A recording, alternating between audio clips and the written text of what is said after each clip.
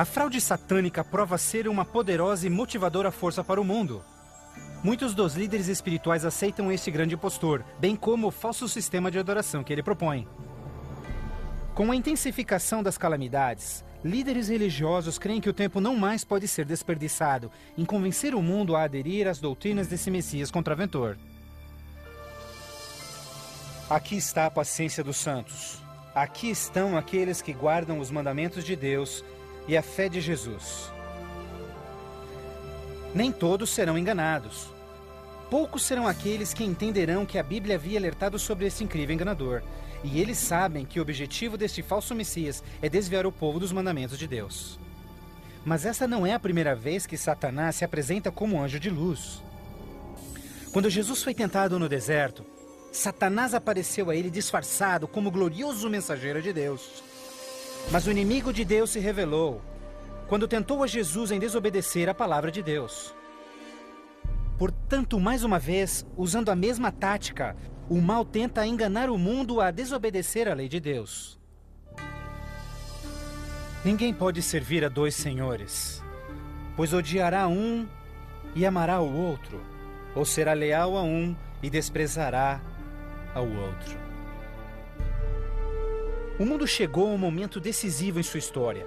O falso Cristo e o conflito global estão dividindo o mundo em dois grupos distintos: aqueles que seguem a Bíblia e aqueles que seguem a besta. Ansiedade enche o coração do povo, e religião é o tópico supremo de todas as mentes. Entrevistas no rádio e TV, bem como nas cortes em debates, os verdadeiros seguidores de Deus serão levados diante os líderes mundiais. Ali apresentarão poderosas e eloquentes razões bíblicas para sua oposição, onde o falso sistema de adoração foi apresentado ao mundo.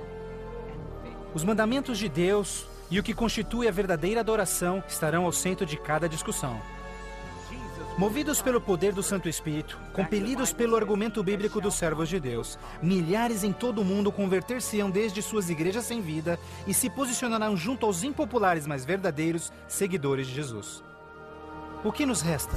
Devemos obedecer a Deus ou ao homem, à tradição popular ou à Escritura, dividindo assim o mundo inteiro em dois grupos. De um lado, aqueles que receberam o selo de Deus, e do outro lado, aqueles que receberam o sinal da besta. Aquele que é injusto, siga sendo injusto. Aquele que é sujo, que siga sendo sujo. Aquele que é justo, que siga sendo justo. E aquele que é santo, que siga sendo santo. Este texto de Apocalipse antecede o próximo evento em que todo homem, mulher e criança fará sua final decisão, a favor ou contra Cristo. Ao lado de Deus estão aqueles que em fé observaram sua palavra, mesmo diante oposição. No outro lado, aqueles que escolheram a religião de tradições humanas. Assim como as portas da Arca de Noé fecharam-se instantes antes do dilúvio, a porta da graça será finalmente fechada para o mundo, e a graça de Deus não estará mais disponível para os perdidos.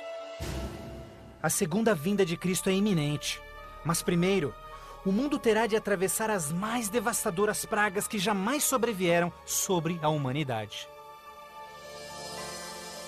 Ouvi então uma voz vinda do templo dizendo aos 7 anjos: vai e derrama sobre os povos as 7 taças da ira de Deus.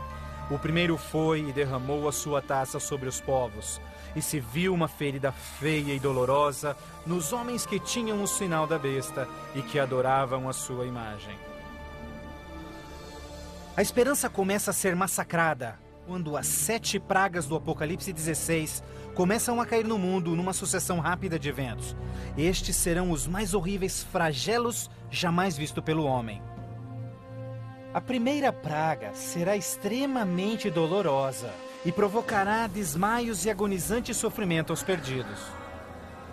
Mais 6 devastadoras pragas rapidamente virão. O mar e os rios se tornarão em sangue. O sol terá tal força que provocará queimaduras com sua intensidade. De tal forma, praga após praga virão. O terror reinará, tornando o mundo inteiro prisioneiros do pânico. Durante este período, alguns dos salvos encontrarão abrigo em locais isolados e remotos, onde serão protegidos e mantidos por anjos do Senhor. Outros lançados em prisões. embora aparentemente abandonados pelo homem, não foram esquecidos por Deus.